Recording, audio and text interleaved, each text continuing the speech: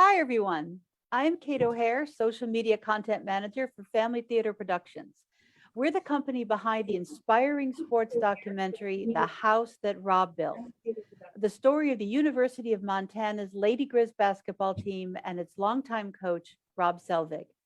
Over his 38 years with the Lady Griz, Selvig recruited his top female athletes from many places, including Native American reservations.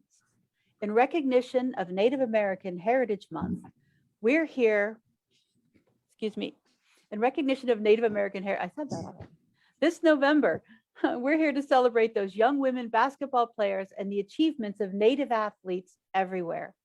Please say hello to the moderator for our event, Bren Kawi, co-founder of ndnsports.com, a website devoted to Native American athletes. If you have questions during the live stream, please drop them in the Facebook comments. Take it away, Brent. Hello, I want to thank you, Kate, and the Family Theater Productions filmmaker, Megan Harrington, and the House That Rob Built social media coordinator, Linda Jacobson, for allowing me to moderate today's event for you. It's an honor to do so.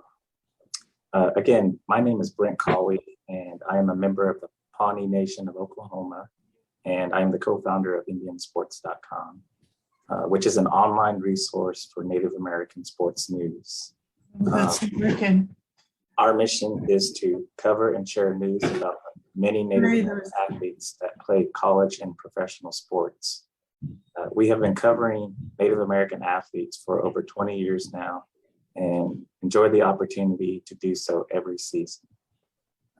And to further on Kate, this month, November, is recognized nationally as Native American Heritage Month, and we wanted to bring you this Facebook Live event so we can hear from inspirational athletes and advocates as they unpack the opportunities and challenges facing natives in the world of sports. I want to introduce you to both panelists today.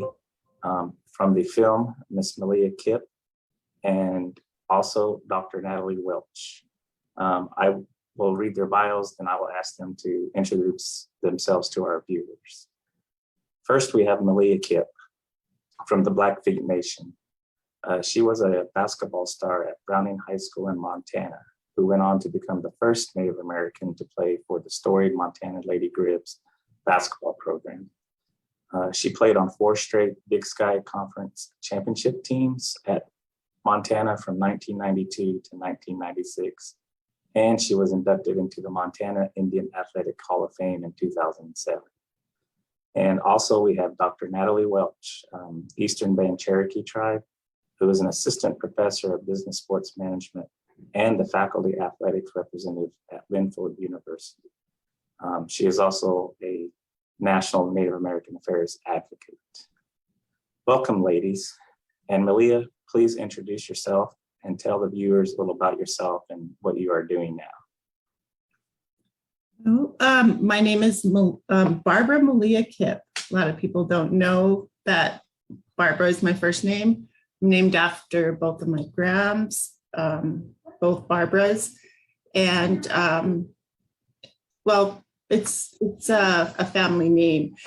So my mom is Barbara Deanne. She goes by Deanne. I'm Barbara Malia. And my oldest is Barbara Lee, and she goes by Lee. The first time I was going to go by her middle names. I was born and raised in Browning on the Blackfeet Indian Reservation. My parents are Carl and Deanne Kipp. I have 4 beautiful children, Lee, McKenna, Jada, and Levi. And let's see. I currently work for the Confederated Salish Kootenai Tribes as a community health manager, nurse. Awesome. And Dr. Welch, please introduce yourself as well. Yeah, hi everybody. Thanks for joining us. I am honored to be here with you all. I'm actually joining you all today from McMinnville, Oregon, home of originally home to the Kalapuya tribe, and now the Confederate tribe of Grand Ronde. And so I wanted to acknowledge that. And I have did not have the academic or the athletic record quite as Malia does, and but I am definitely a passionate advocate for Native athletes. They say you can't do, so you teach. So I teach sport management, and I'm just super passionate about advocating for advancement for all Native athletes. And I just love the movie, and I'm honored to be here and be a part of sharing our stories. Thanks, Natalie. That was great. Thank you both ladies for your introductions. Before we get into the conversations and discussions and questions and stuff, I want to tell our audience that you can use the chat box if you have a question for our panelists today. We'll try to incorporate some of those questions as we move along. So there's that option as well. Also, we want to acknowledge former Montana coach Rob Selvig, who was the basis of the documentary, The House That Rob Built, that I hope you are all able to enjoy. Without Coach's story, none of this would be happening today. So we just wanted to acknowledge that. Also, I wanted to add with Coach Selvig, he had 865 career wins, and he is the 10th winningest coach in women's college basketball. He was also inducted into the Montana Indian Athletic Hall of Fame in 2008, and is one of the few non-Native Americans to hold that honor. So we certainly appreciate Coach Rob. Malia, I'm going to put you right on the hot seat right away. I'll have some questions and we'll have some discussions, and we'll just kind of go back and forth with you and Dr. Welch today. But feel free to offer any other insights that you would like as well. But first of all, let's start off right off the bat with, what was your reaction after watching the documentary, The House That Rob Built? What sort of response did you receive, within your tribe? And what was your thoughts on the film? My thoughts were, wow. First, in regards to Megan for capturing that and just making it just a beautiful, thoughtful film, and inquiring her humor, and also in regards to Rob, that was the first time that I heard his full story, and his journey, what he endured, what his dedication, his sacrifices, that he, not only him, his family, to make, the Lady Griz. And that was something that I wasn't aware of until I watched the film. And Dr. Welch, what was your reaction, to watching the film and everything? Yeah, I honestly felt like I was a part of the team too. Like, I felt like the way they made the film just made it feel like you could really be a part of the team as well. And it was such an impressive story of the coach, and then just the I loved hearing from his sons talking about how that they just knew women's basketball. Like, that's kind of what they were so familiar with. And it reminded me of how in our tribal communities and our Native communities, we oftentimes our women's sports are just as kind of respected and just as kind of celebrated as our men's sports. And I think that reminded me a lot of that, how we don't really have necessarily that kind of strict or big of a divide between men and women's sports and on most reservations or most Native communities, because it's just there's such a passion for it. And so I really appreciated that, and just thought it was a really great story. And just seeing how one person, we talked about this, Brent, one person can just have such a big impact on so many people, and kind of the ripple effect of that. And and just, it just was really powerful and really, really great to see, and a great story. I didn't really know. I went to Tennessee, so I loved seeing Pat Summitt and kind of her little story in there as well. And I love the fact that they really branded Lady Griz and made that its own special moniker. And so just all around a really inspiring story, and something that you can see that it's still impacting today. And, the one thing, my thoughts on it, or perspective that I seen was, it made you realize there's a Coach Rob in every community, every town, every reservation, every community has a Coach Rob that has such a huge impact, not just, for, 3 or 4 years, but, 40 years, there's that person in that community. So that's definitely kind of what I enjoyed about the movie, and obviously the opportunities that Malia got from participating with the program and learning from Coach. But thank you for those thoughts. We kind of got a large array of questions that we got going on today, so I'm just kind of bounce around to different type of topics and come back to the movie, and we'll talk a little bit about that. But there has been an increase with Native American women earning college scholarships at all levels. As one of the very first Native American women to play basketball from the reservation, Malia, could you share about what that opportunity meant for you? It was definitely life-changing. When I was given, the opportunity to continue to play basketball, a sport that I love, the next level. And, when I first went to college, I had people asking me, what are you going to college for? I don't know, play basketball. I really didn't have any direction. I had interests.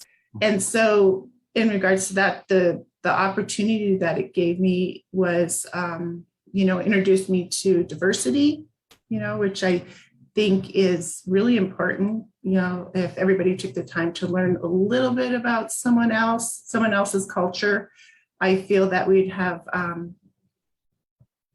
a better understanding and appreciation for everybody around us. It also gave me opportunity to explore different career opportunities and me to finally pinpoint exactly what I wanted to do. And that was to become a nurse, and which I'm doing now, and I love it. And so thankful for the opportunity that I was given. Natalie, obviously, like you said, you and I are both huge fans of sports, and especially within Native American country. But, going back to the time that Malia played, it was almost unheard of for Native American ladies to play at the Division I level. And now, as we've seen through following Native American athletes in the news and on my platforms, of course, there's an increase of Native American women. And how important do you think that is to Indian country as a whole?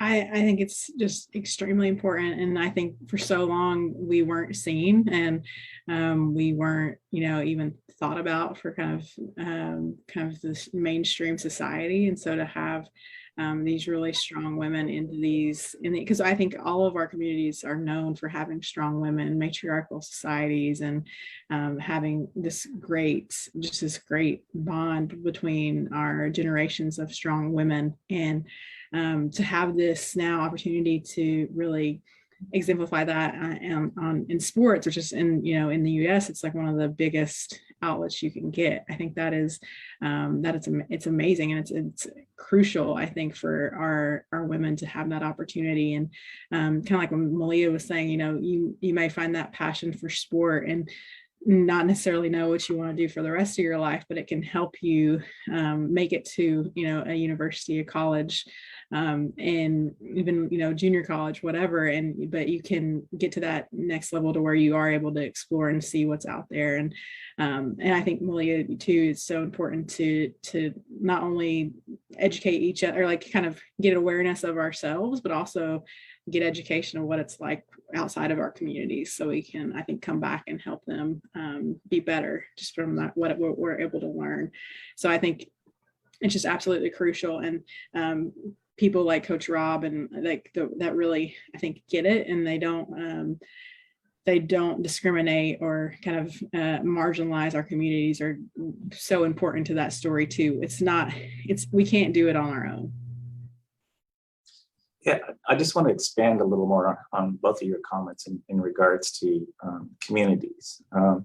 Even going into college, maybe for all of us, sometimes we don't know what careers we're going to go into, but we know we want to come back and support the communities in some form or some fashion, and to give back, whether that's working directly for the tribe or establishing your own entity within the tribe.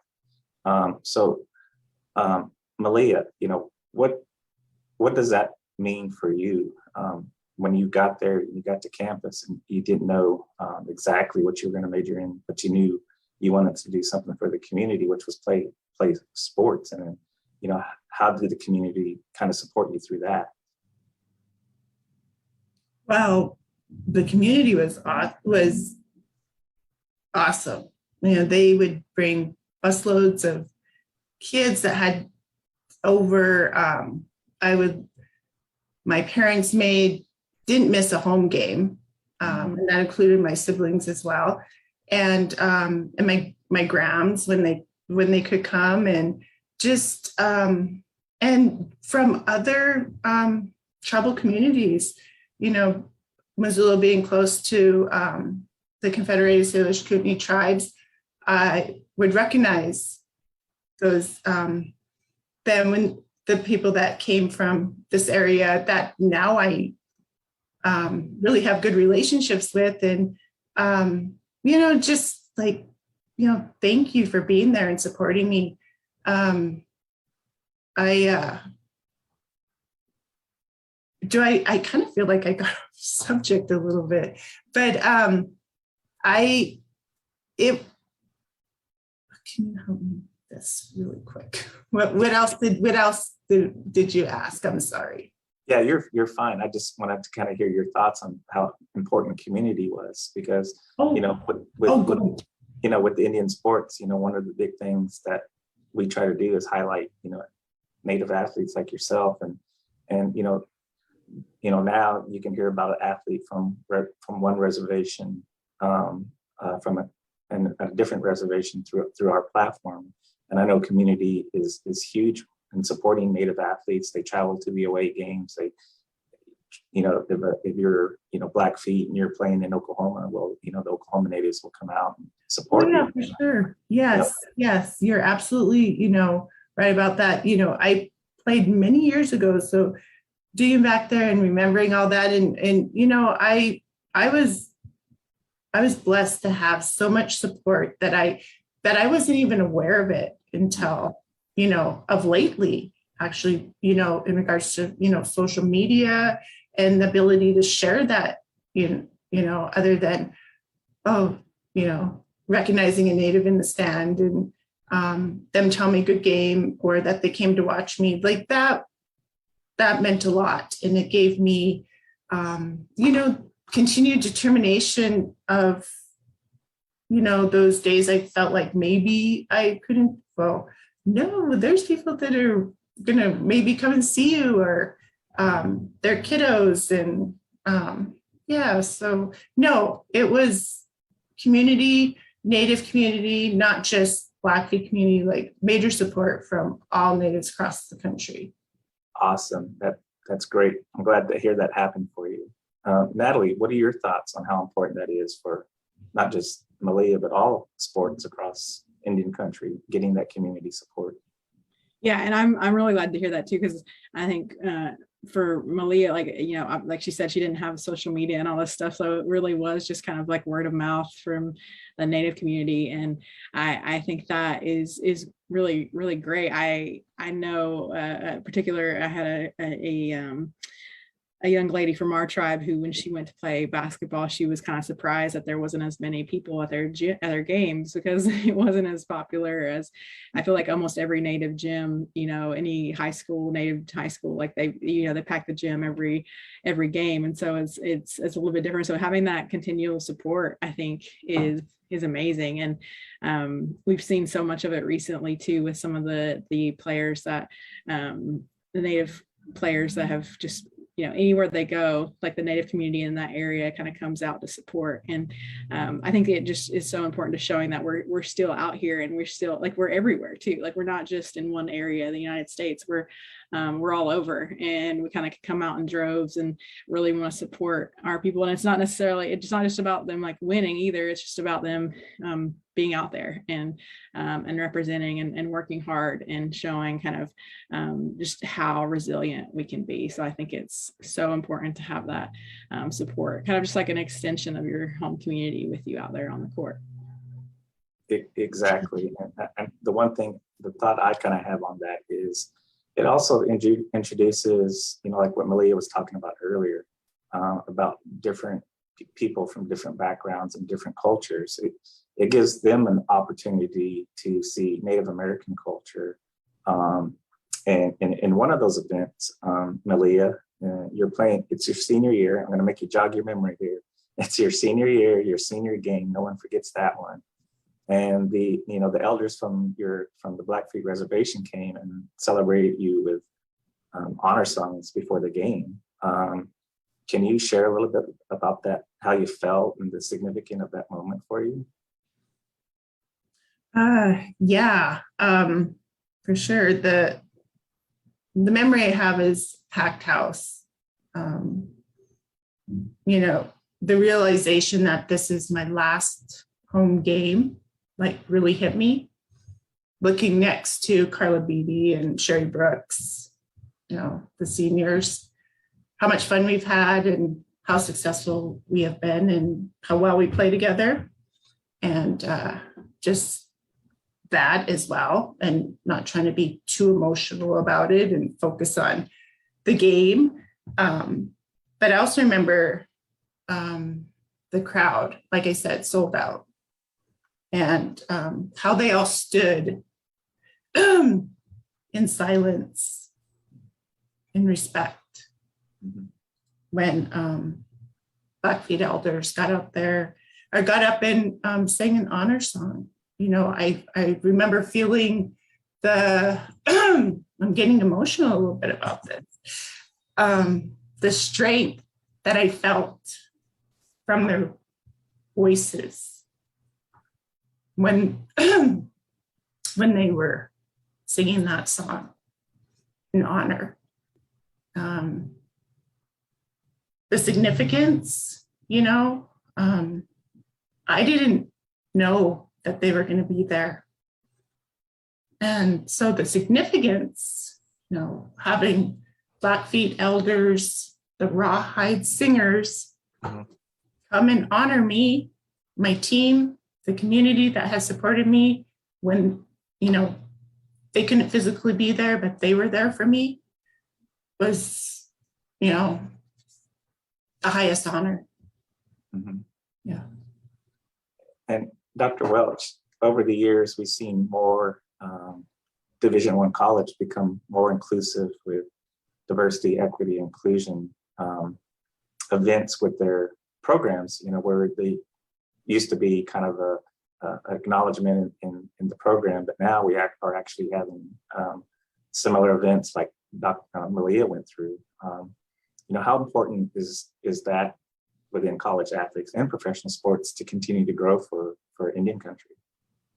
Yeah, I think there has to be that kind of acknowledgement and that engagement with the Native community, and seeing too, like, just in this past couple of years, the NCAA instituted the diversity officer in each athletic department, and that's kind of has to be a standing position in their department. And so a recognized position that I think is so important, and I think it has to really go to the top, coaches and athletic directors.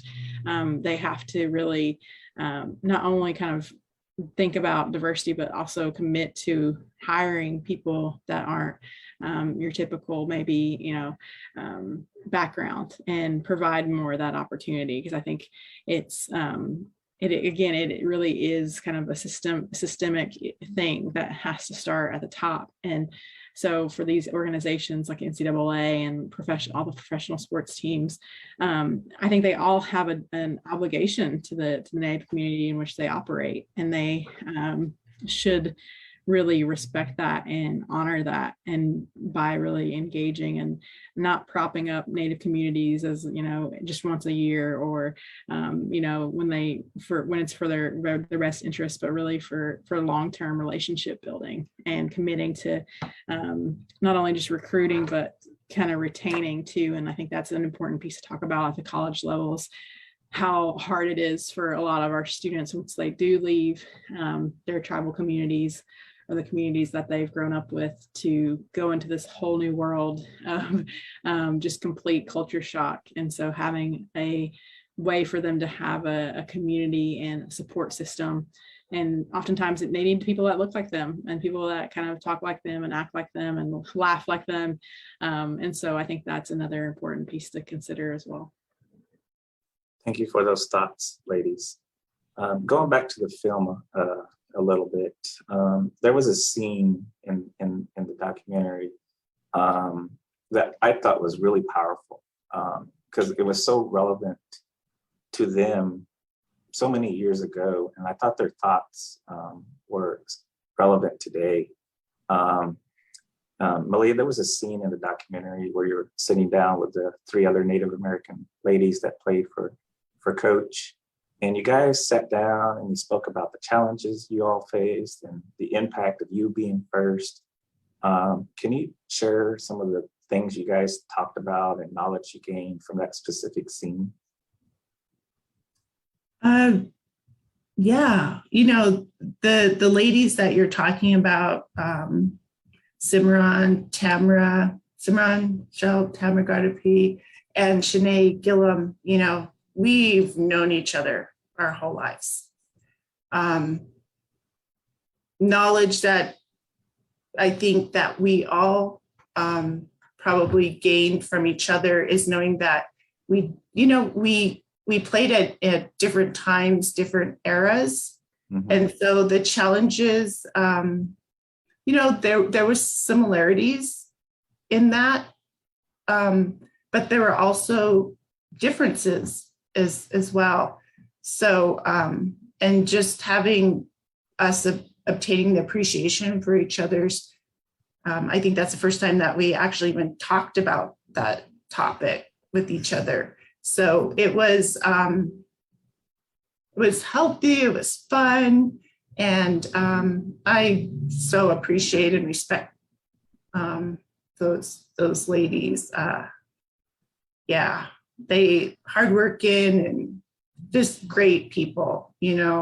I think that's one of the you could go in through life and be successful doing this and that, but being a kind person, a human being, is really important. And those ladies are definitely that, kind, respectful, caring people. So that's great. Thank you for those thoughts. I have a question for both of you along those same lines.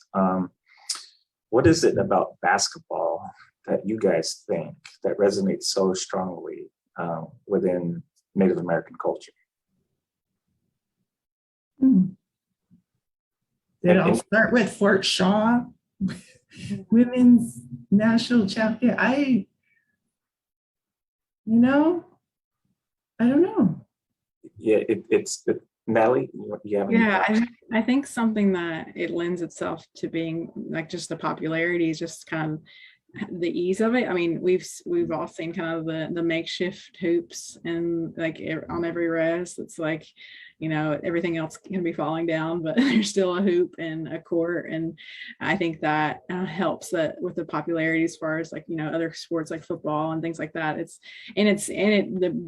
The kind of gender equity in it as well. The fact that it is very similar. It's not like baseball, softball, and football where there's clear gender lines. I think I remember playing. I played up until high school and playing with just friends in our neighborhood, and it's just something that you could do really easily. And it's just like you could always do it alone too. You can just shoot, you can just shoot by yourself. It has so many kind of varieties, and and kind of like going back to like Malia said with the boarding school, like the boarding schools too. What was funny was like they tried to implement sports as just like another way to kind of control us, and like we took it as a way to like kind of show our strength and beat the white man at his own game kind of attitude that I saw I read a lot about. And so I think that it kind of being there for kind of its inception and being able to really take ownership of it too. Like res ball, I think everyone agrees like res ball is a little bit different, it's kind of its own thing. So I think that's another piece of why it is so just has such a impact. I think that, from my perspective, because that's, as someone who's been doing Indian sports and kind of been around Native American athletes for the past 20 plus years, and when I run into non-Indigenous people, that's one of the main questions that I get too. Why is basketball, so popular on the reservations and off the reservations? And I have to explain to people, basketball wasn't something that Native Americans picked up in the 50s or the 60s or 70s or whatever. We were right there at the beginning at the invention of the sports, because speaking of boarding schools, Dr. James Naismith at the University of Kansas, as he's coaching at the University of Kansas, he's also coaching teams at Haskell Institute, one of the oldest operating Native American boarding schools in the United States. And so as kids would transition from, Carlisle Indian School or Haskell back and forth, they would come and pick up the game of basketball and take this game back to their communities, back to their reservations. And Malia hit on it earlier, the 1904 Shaw Indian School ladies team became a national phenomenon after winning the national championship at the St. Louis World's Fair. So basketball has always been a part of Indigenous communities, like you said, as a way to control, but also Natives taking it and making their own game. A lot of, even Dr. James Naismith writes about how the way the game flowed, the way the Native American players played was quite different than the teams he was coaching, and he was more enamored with that style of basketball than the way he was teaching. So basketball has always been part of Indigenous people since the game was invented, and that's what I enjoy telling and talking to people about. So thank you for those. Thank you for those thoughts, ladies. I have another question here for Natalie. Really, Coach Selvig was one of the first in the nation to recruit Native American women.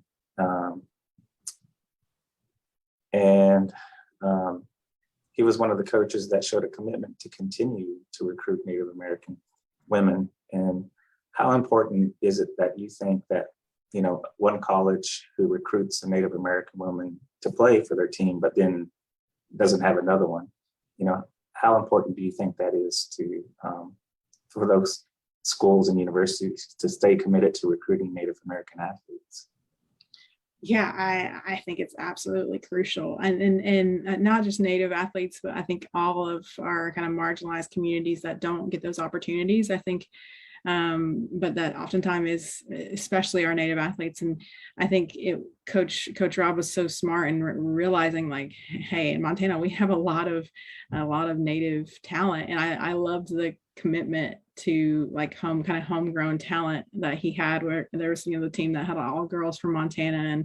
And I think that's something that's so awesome, because it is so important to us, I think, as Native people, to be close to home. And, the land is so important. And, but for him to make that commitment and kind of, I'm sure there had been plenty. I hear from coaches all the time. It's like, well, the res kids will never stay, or they'll always go home, or the girls will get pregnant, and like it's like all these like stereotypes that you see, and they don't want to commit. They're afraid of having like not only losing someone, but like extra work. And so I think coaches need to be up to that challenge. And because I think in the long run, the reward is so worth it. Like the benefit that you're bringing to your team, and just the benefit that you're bringing overall, I think to the university or the college setting is so important. That knowledge, our Native people have so much knowledge that is not taught at a university. And so what they can bring to the team is really, really important. And so I think getting beyond kind of the stereotypes and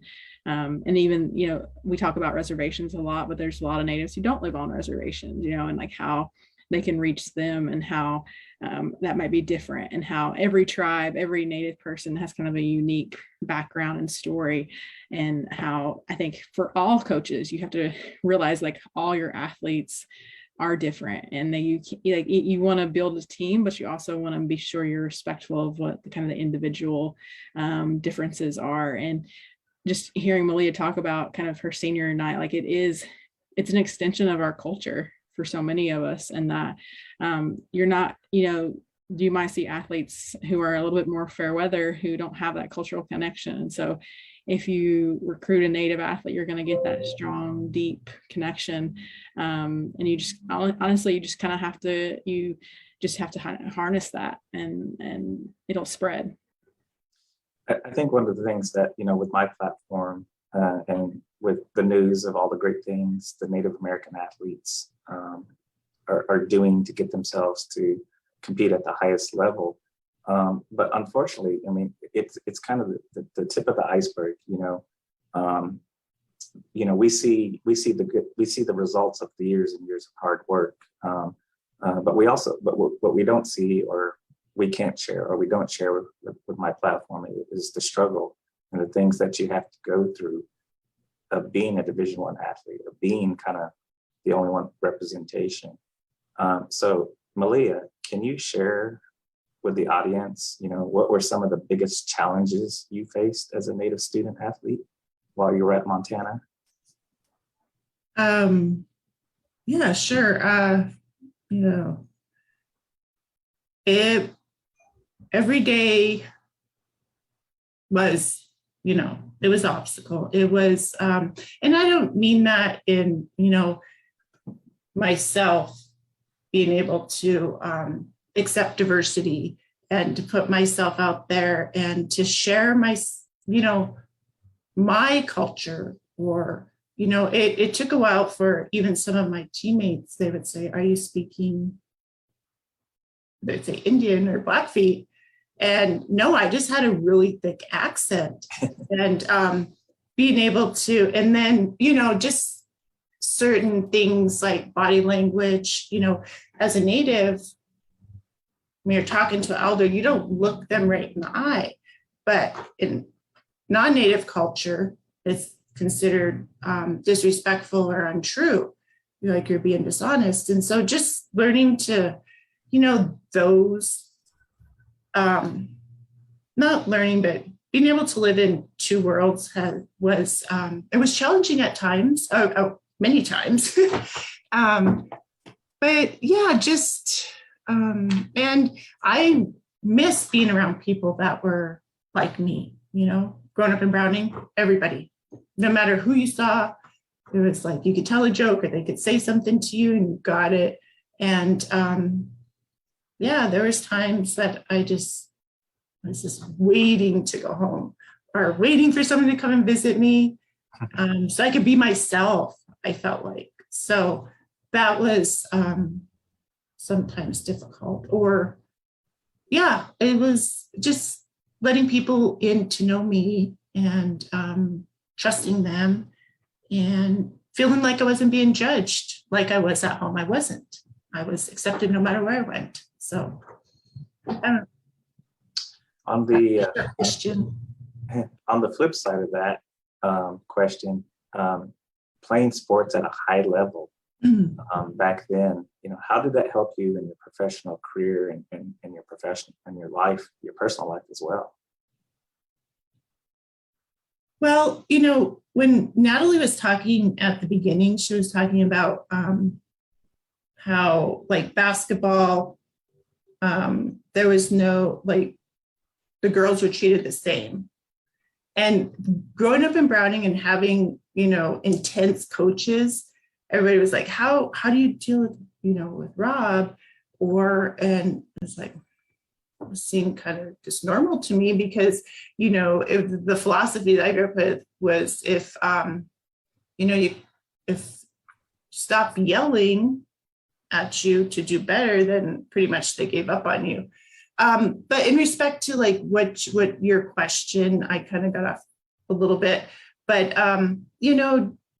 being exposed to diversity, you need to be able to work with whomever to be for a common goal, whether or not you like each other, you agree upon everything that is happening.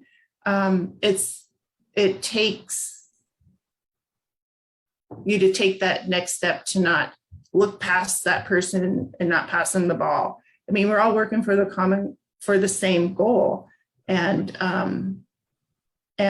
again, back to diversity, I getting to know my teammates and them sharing their stories with me and me being able to share my story, just that appreciation, that understanding, and then the willingness when you have that amongst each other, the goal seems obtainable, more obtainable at that point when people have appreciation and understanding of one another. So that's what it taught me.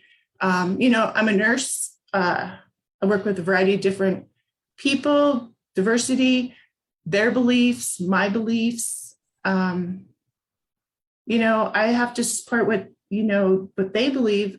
That's the only way I'm going to be able to help them. I can't impose my beliefs upon them, or if I think what their decision is right or wrong. It's at the end of the day what they want and what makes them happy, and how can I help them get there. So same thing with what sports has taught me. Thank you for that. I just want to add too, when Malia was talking, it reminded me of you were talking about going to this kind of new world. And when I went to undergrad, it was only 2 hours away from home, but it might as well have been 20 because it's like a totally different environment when you're with like 20,000 or however many thousand students who are all from different areas, and you grow up in this one community, and this community that knows you and like knows you so well that you're not used to like even introducing yourself to people. And so like, and how do you even share like what it even means to like, I got so many people are like, well, what's it like growing up on the reservation? And it's like, I don't know any different. So how do I explain like what's different about it? And so like it's a really hard thing to do when you're so used when you have that it's like a comfort, that you have with at home. And so having to try to figure out like, okay, how, and then you have to really think like, how am I different? Like and am I different? Yeah. Am I different? And how am I different? And it takes a lot of time to like have that kind of, I think, growth, especially at such a young age, and you're still like a young adult and you're still trying to figure out who you are in general, kind of doing that alongside people questioning who you are. So it's a really, it's a challenge for sure. Yeah, and definitely. And I think that, going back to where you were and where you are now, at the end of the day, none of us get anywhere without people who are supporting us. When I was graduating, I think it was my grandfather or grandmother, she said, you need to write a note to all your teachers that helped you along the way. I was like, Grandma, that's like 300 people probably. And she's like, well, the ones that had the impact on me. And I was like, that's kind of cheesy. I didn't want to do that. But, at the end of the hour, like the last week of graduation or whatever, I did. And, and those people actually become your mentors, you know. And I don't think we get to the next level or to the next stage of your life without mentors. You know, who were some of the mentors that helped you through being in college, Malia? Mentors. My dad, he was, he, I don't know if he wanted to or if I had to go, but City League basketball and sitting there and watching him and him showing me like, you know, this is how you post up, this is how you block them from behind. He gave me my first black eye when he was posting me up and showing me how to, you fake this way and you go this way. And I was like, boom. He's like, are you okay? And I'm like, yeah, I'm okay. And, you know, just basement, my dad, you know, he stressed defense, you know, win games with defense. And that was one of the part of the game that I really loved to play. Also, you know, when I would have, I'd feel like I'm having a hard game and I'd look over at my dad and he'd be like, you're good, you know, and he never like really, I mean, he always had 2 or 3 things to say that I needed to improve on every game. Like, you know, you kind of just jog back on defense. You need to hustle back on defense and rest on defense, if that makes sense. Like get back to your spot and wait for them to come to you if we're just going back into the zone or whatever, and just keep your eye on the ball. And this time you did that, and but I mean, it wasn't always negative. He always looked at the positive and stuff. But those were always helpful. One time he did have me watch game film for the very first time in my life, and I was embarrassed. I thought I was doing this great job out there, and I was embarrassed. So, you know, and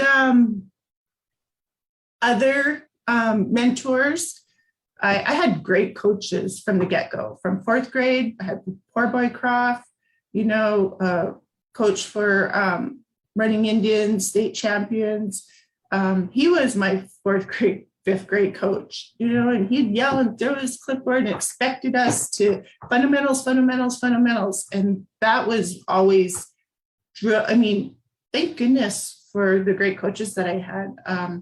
You know, getting in, my Uncle Scott, my cousin Denise Juno was also my middle school basketball coach. Let's see, in high school, I had Kathleen Howard. She was the #1 player at MSU prior to coming to Browning, her and her husband. And yeah, she taught me how to post up. You know, she was tough gal, played Division I basketball, and she was my coach for 3 years in high school. And so I was really blessed to have such a hardworking coach that knew what needed to be done to get to that next level and push me to get there. So yeah, mentors. My mom, school teacher, 38 years, Browning, academics, you know, the importance that that plays, you know, getting your homework done. And there was times that I would miss school events because my grades needed to be better, and she knew I was capable of doing better. And I could go on. I mean, my family, my community, like everybody had some role in my success and who I am today. So Awesome. Thank you for that answer. As we start to close down this hour of this panel today, I want you guys to share some thoughts, because there might be a little girl out there from the reservation or anywhere really, just kind of dreaming of playing college basketball. What would you say to them?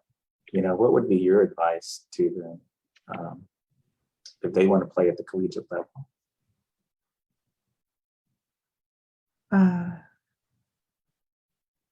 And either you can answer the question. Yeah. Natalie? Yeah, I would first just say like, honestly, I'd just say dream bigger too. Like, don't just think you can play in college. Like, say you want to play professionally too. Like don't just limit yourself to that. But like, also like know too that I always want to tell students and athletes like it's not going to be forever. So really take advantage of that, like your athletic opportunity, and also think about like what is it about basketball that you're so maybe attached to, and if it's if it is that kind of like giving back piece too, like you can kind of use it as a vehicle to kind of get you to where you want to be, and just to really just to dedicate yourself and discipline and the hard work, and just try to just always stay positive and keep hope. That's one of the hard things. It's like it's really easy to kind of get in a rut or get down, or all of us with COVID, like it's really easy to kind of fall into a dark place. But really just remember why you do what you do, and what kind of that keeps you motivated. And it may seem monotonous day after day going to practice and doing these things, but in the long run, all those hours really do add up, and they really pay off. And put yourself out there too. Like, don't be afraid to reach out to coaches or reach out to other players or people like Malia and myself and you, Brent, for advice and help. I think as Malia is like, we have such a great community and people that are so willing to be supportive. But sometimes you just have to ask. And so I encourage any young people who are trying to do anything, like just reach out to folks that can help you. Like you're not alone. Any thoughts, Malia, on what kind of advice you would say to players who are dreaming of playing college basketball like you did? Yes, there's the hard work that you need to put in as an athlete. Just remember there's someone out there working probably harder than you, but there's also the classroom aspect. You're not going to get a scholarship unless you're a good student. You need to do well in the classroom, and just because, sports, you aren't going to last forever, and it's always good to have something to fall back on. And thirdly, but I think most importantly, to be a good person, to be humble, to be respectful, to be that person that says, even if you lost, hey, good game, or, no one wants to coach someone with a bad attitude or a poor attitude, or someone who isn't trying to be a good human being. So with that, work hard, class on the court, off the court, in your community, just be a good you the best you can. And thank you for sharing those thoughts. And I just want to add to those thoughts as well from my perspective. And I want to add to additionally what you guys have both said here. And I would add to the fact is, not just set a goal for yourself, but set achievement goals and benchmarks and create a plan to become a Division I or professional athlete. I mean, you have to have a plan. I mean, even if you're doing homework, even if you're living life, you gotta have a plan of how you're going to accomplish your goals, and you got to write it down so you know where you're at with those goals, or what you need to do, or what you need to adjust. But those, anyone can, say, I want to play Division I, but what goals are you doing to achieve that? Taking everything you guys have said with being a good person, good student in class is what colleges are looking for first. And then, are you coachable? Being a good person, that's where that comes into being. Are you coachable? And then, of course, the biggest thing, like you mentioned as well, is being prepared to work hard. It's all, parades and celebrations and unicorns when you get signed, but as soon as the coach closes the practice door, it's all that goes out the window. And you have to be prepared to work hard. And I think that's the biggest thing that I always try to stress when I get the same type of question asked as well. But Natalie, one last final thoughts on, the documentary, what we've talked about today, anything you might want to add that we didn't get a chance to cover this time as we wind down this session at the top of the hour. Yeah, I really just also wanted to speak to how powerful it was just to see the sisterhood that the teams built and all of Rob's players coming together and just seeing the teams just basically becomes family. I think for many of us, that's why we love sports so much, because it is a second family, and it's just a kind of an extension of our families. And so I think that really exemplified that, and just everything that the Lady Griz were able to do just was just a great, powerful moment in women's sports history and just sports history. And it just got me super excited to seeing all those young fans and seeing, whenever I see young people who just really get excited about this, that's what really does it for me and really kind of keeps me motivated is, and for me particularly, I really struggled with not being back in my home community.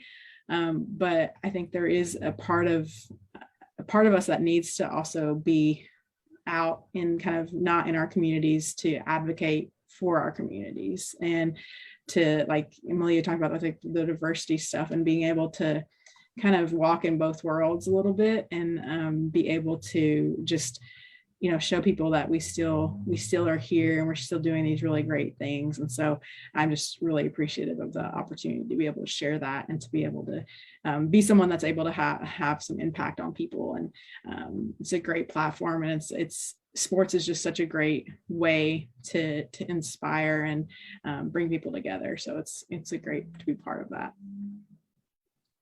Malia, would you care to share any final thoughts on the things we talked about today, or just any kind of general thoughts you want to share? This was really fun. I was nervous about, and just hearing everybody's dialogue in between each other, and just hearing everybody's perspective. I mean, thank you for having me here, and me being a part of this. I really appreciated hearing Natalie's words and your thoughts, Brent, and thank you, Family Theater, Megan, for letting us express and share. Thank you. Malia, how old are your kids? Are they into sports? Okay, so my oldest is 23 and my youngest is 4.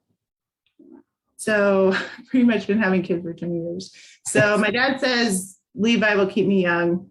But yeah, they're into sports. My oldest actually walked on with Lady Griz, did some track, but decided that she just wanted to focus on academics, and woo, for her, she's working on either it's in the medical field. I want to say sports medicine right now, but she has a lot of opportunities.